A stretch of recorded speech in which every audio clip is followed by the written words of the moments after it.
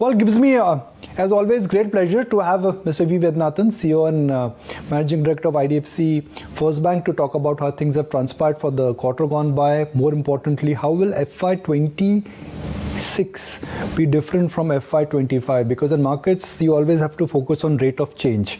And is the rate of change for the bank per se getting better? That is what we need to focus on. So, the prima facie numbers, Mr. Vaidyanathan, they look impressive. Retail growth, overall growth in a tough environment, that's impressive. So the bank, in terms of the headline number, has ticked all the boxes.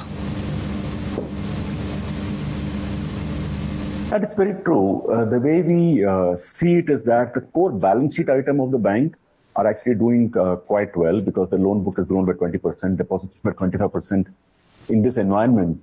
And this is after the fact that we dropped rates. So this is actually the core franchise of the bank, which we, after my experience, all that, that's very strong. So one thing that we are, that we went down on in terms of, was not a good pick, was the fact that the PAT of the bank came down this year. That we will address in the upcoming year. I'll first address the elephant in the room, and that is about not the core growth, that is about the MFI book. It has been an industry-specific problem, and I distinctly remember when I spoke to you last time, you did allude to the fact that the worst was behind us. But in this quarter also, some stress was visible. So is the worst really behind in the MFI book?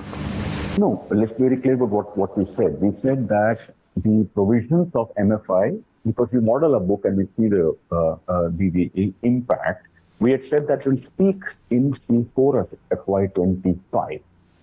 And then we said that every quarter after that, progressively provisions on microfinance should come down. Basically, it's think of a wave. So initially it went up, peaked out, and then it is coming down. So we stand by that. So we already called out that Q1 of 26, you should see MFI provisions less than Q4. Q2 should be less than Q1, and Q3 should be less than Q2, and so on. So we feel the wave is receding, so to say. But we should be very careful. This is a very sensitive segment. In fact, our SMA numbers of microfinance already suggest that to us. So are you ready to call out a bottom in the MFI book, or it's going to be still wait and watch? Well, like we said, that the provisions is peaked out.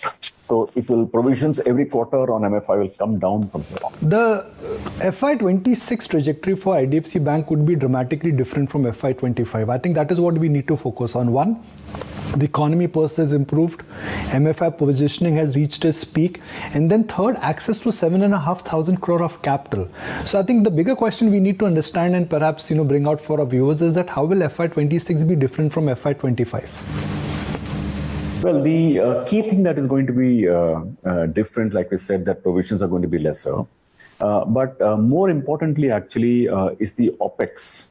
I think a bank has done a really good job in scaling up the bank without increasing OPEX. For the last 4 quarters, our OPEX growth YOY, if you take Q1 FY25, YOY growth was 21%. Q2 OPEX grew by 18. Q3 OPEX grew by 16. Q4 OPEX grew by 12.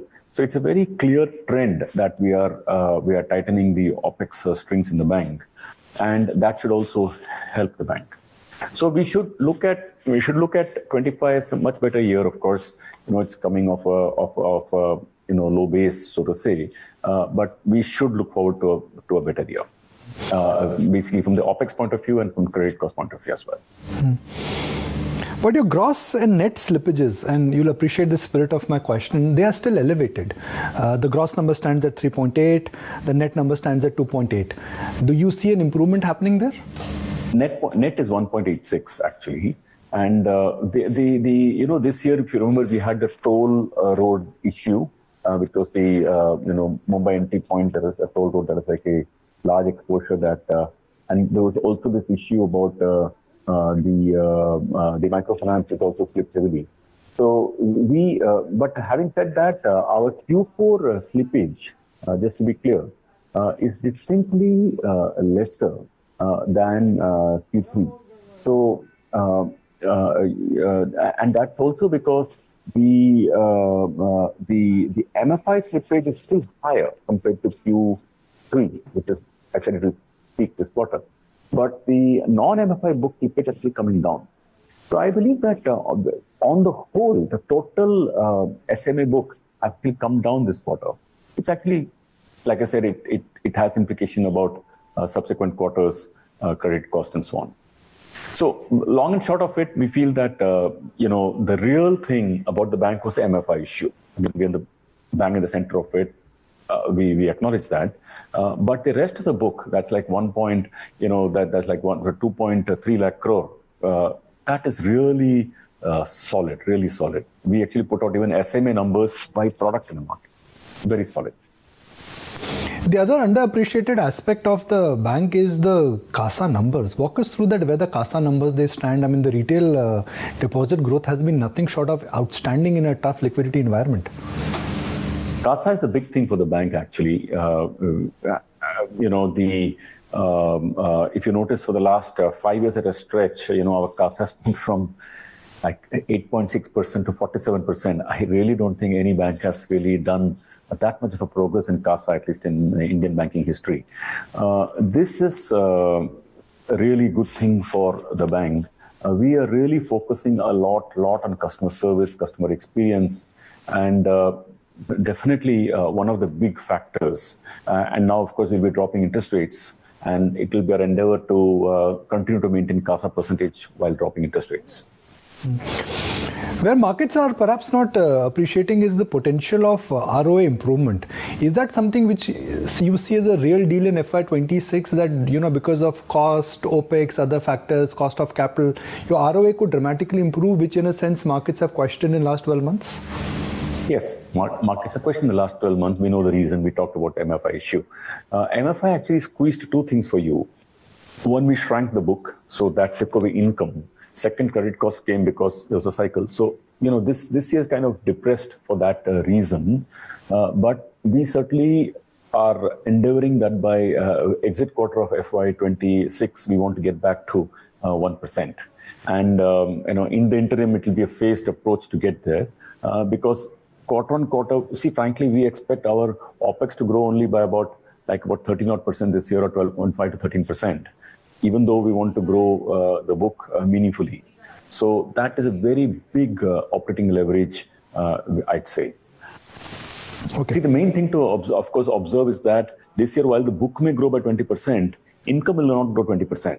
I just want to be clear about that, because the microfinance composition is coming down and yield is coming down. So income may grow by maybe 14% or 13, 14%, maybe 13.5%. But OPEX also will grow much lower.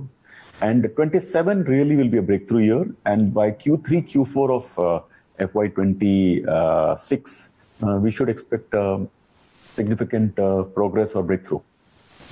So your cost to income ratio is something which has a legacy issue. And this is something, since I've tracked the franchise for a while now, it's just been such a pleasure to track this franchise. Everybody was hoping that the cost to income ratio should settle down in coming quarters. Where do you see the cost to income ratio moving? Because if that comes down, then that is another lever for the bank in coming quarters. It is the lever, let me say. This is one of the most important levers. So, cost to income has cost and income. It's cost divided by income. So income got affected because it's not a thing. So no matter we're cutting the cost, the income is also, reduced. So therefore, it is still very elevated, and that, frankly, it had come down sharply from 95% to 72, 73. But then the vehicle got stuck there for a couple of years. We think that by Q3, Q4, it should meaningfully come down, because the base effect will come in. And 27, 28, 29, I definitely expect the bank to start delivering cost income. Think of it that we were driving well, got stuck for a while because of ABC reason, but the journey will start again. And people will see it. This period of 2 years where it did not come down, let me say, it's a temporary period. To wrap it up with one more, final point. You are in the middle of expansion, new branches, investment in technology, and yet you're guiding to a lower OPEX. So are you going to go slow in your expansion? Are you going to be cutting some corners there? What is the thought behind going low on OPEX? No, we'll not cut corners, but we'll cut costs. And that is the way we will think about it. We really never cut corners as a bank. We think of ourselves like a really large bank in the making. That's how we think. That's how we're building the bank. We're building everything. That's how we're raising capital. You think of the big 3 or 4 banks. You think of that zone and scale they play. We see ourselves paying for that. Now, in terms of the cost, we have. We believe that with the arrival of so much of technology and generative AI and newer technologies coming in, you can do a lot more with less. And that is the reason why cost is coming down, not because we cut any corners. So FY20... For example, the next year, we expect like our OPEX to grow only by 12-13%. Let's call it 13 just to be safe.